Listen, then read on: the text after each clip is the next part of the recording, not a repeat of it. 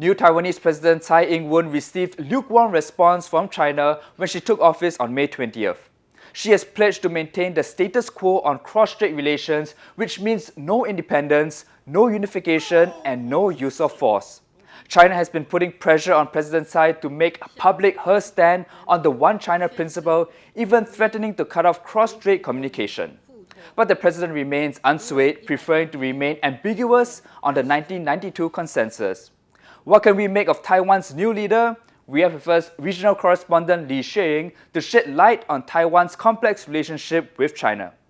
Now, Xueying, President Tsai Ing-Wen has not acknowledged the 1992 consensus that Taiwan and the mainland are part of One China.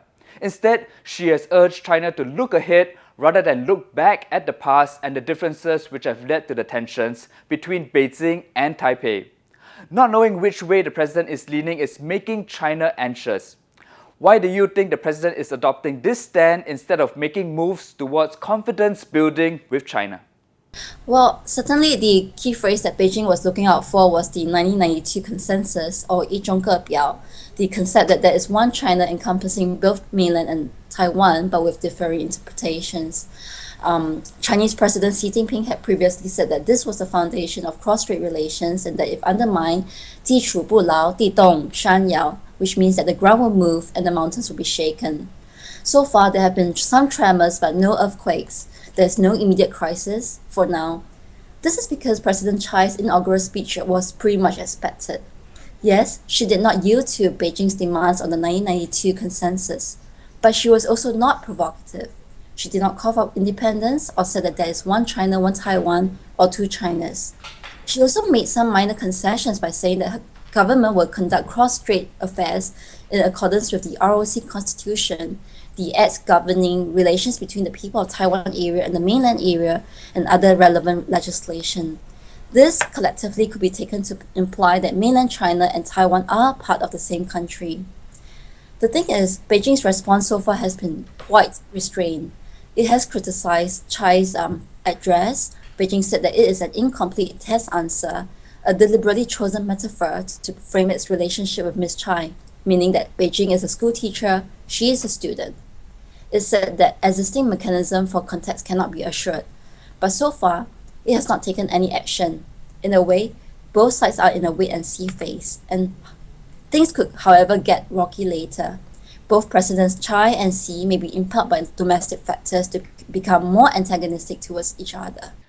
So how difficult is the job for President Tsai in her leadership of Taiwan, particularly as she comes into power at a time when China is flexing its muscles not only in its relations with Taipei but also in its territorial assertions in the South China Sea, where both governments have competing claims over the paracels and Spratlys? It will be a delicate balancing act for President Tsai. She will need to play off various factors, what Taiwanese voters want, her own political considerations, what the US is able to accept, and Beijing itself. And one theory is that the extent to which Beijing will respond will depend on President Xi's own power position in the party and the country. If he is secure, he may have more leeway to respond in a more restrained manner.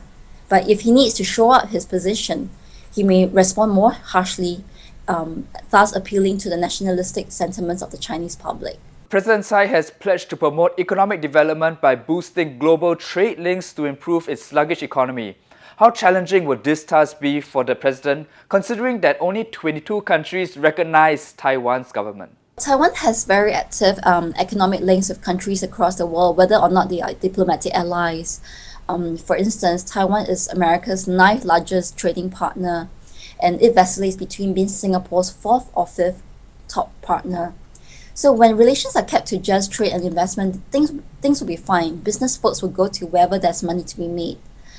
The issue arises when Taiwan seeks to create a more favorable playing field for its companies, such as by signing official FTAs. And so far, it's signed 2 with non-airlines, with New Zealand and with Singapore. Both were signed with Beijing's implicit go-ahead during President Ma Ying-jeou's time.